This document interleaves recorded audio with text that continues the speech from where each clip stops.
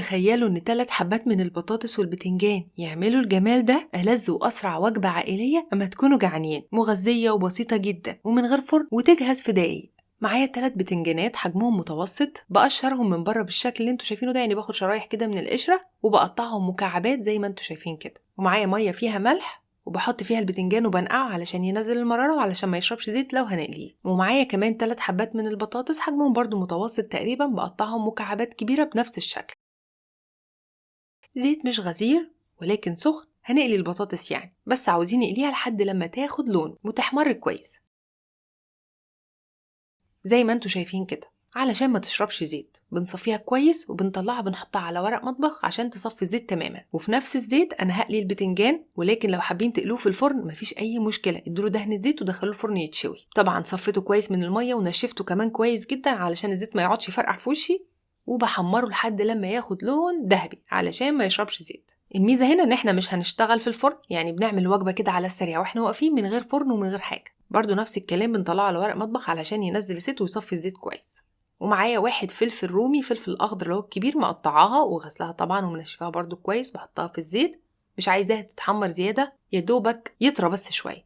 وبعد كده بنرفعه برضو على ورق مطبخ او ورق مناديل. ومعايا نص كيلو من اللحمه المفرومه، تقدروا تحطوا ربع كيلو، تقدروا تحطوا كيلو، يعني الكميه اللي تحبوها. لنص كيلو اللحمه المفرومه حطيت بصلايه كبيره مبشوره ومعصوره كويس من الميه بتاعتها، يعني البصلايه من غير ميه، وما ترموش الميه هنستخدمها بعد شويه. نص حزمه بقدونس الورق فقط، يعني قصيت الورق كده وقطعته. والنص كيلو نص معلقه صغيره من الجنزبيل، نص معلقه صغيره من الثوم الباودر، ربع معلقه صغيره من القرفه، وملح وفلفل اسود. وهنحتاج معلقه كبيره مليانه من الدقيق ومعلقه كبيره مليانه من النشا. وهنعجن بقى كل حاجه مع بعضها كويس، مش هيبقى طعمها دقيق ولا حاجه، وهتطلع معانا تحفه. طبعا اللي مجرب الكفته بتاعتي وشافها عارف قد ايه هي حلوه وجميله ومظبوطه، وكل اللي جربوها كانوا مبهورين من النتيجه بتاعتها. هتطلع معانا متماسكه ورائعه وطعمها يجنن، ريحتها تجنن. بنعجن كويس جدا لحد لما تبقى عامله زي العجينه، تحسوا ان اللحمه كده لمت على بعضها وبقت عامله زي العجينه، والانسجه بتاعتها بقت باينه كده. بعد كده بنكورها على شكل كرات، وبكده بقت جاهزه معانا.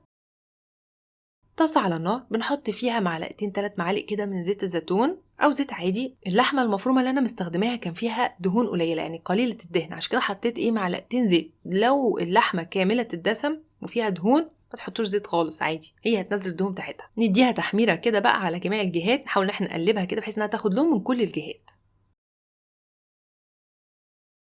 تتشمع كده وتاخد لون وتستوي كمان. كل حاجة على النار، مش هتاخد منكم دقايق تحضير، يعني من غير فرن ولا حاجة. وبكده الكفتة بقت جاهزة معانا. نحط بقى الخضار على بعضه، البتنجان، البطاطس، الفلفل، نحط كمان الكفتة عليهم كله فوق بعضه. طماطميتين متقطعين مكعبات صغيرة، فص توم مهروس. ومعايا بقى 3 معالق كبيرة مليانة من معجون صلصة الطماطم أو علبة من العلب بتاعة صلصة الطماطم الصغيرة دي. حطيت عليها المية بتاعة البصلة اللي احنا عصرناها وحطيناها على الكفتة، ما مرميناش حاجة اهو. معلقة صغيرة من الملح، معلقة صغيرة من الفلفل الأسود، ورشة كده من الكمون. لو مش حابين تحطوا كمون ما تحطوش، بس هو بجد بيدي طعم رهيب لأي خضار فيه بطاطس. أنا حطيت رشة كده بين طرفين صباعي، مش عايزين تحطوا ما تحطوش، ممكن تحطوا كمان رشة جوز الطيب ولا حاجة على الكفتة وهتدي طعم رهيب للوصفة كلها، بس أنا ما حطيتش عموما. وبنخفف بكوبايتين مية، نفك الصلصة كده وندوبها. كده بقت جاهزة معانا. نرفع بقى كل حاجة على النار وننزل عليها بالتشريبة أو الصلصة. نعلي النار، نخليها على أعلى حاجة في الأول. أنا غلطت لما حطيت البتنجان تحت، المفروض كان يبقى فوق علشان ما يتهريش، بس اديت له تقليبة كده بالراحة.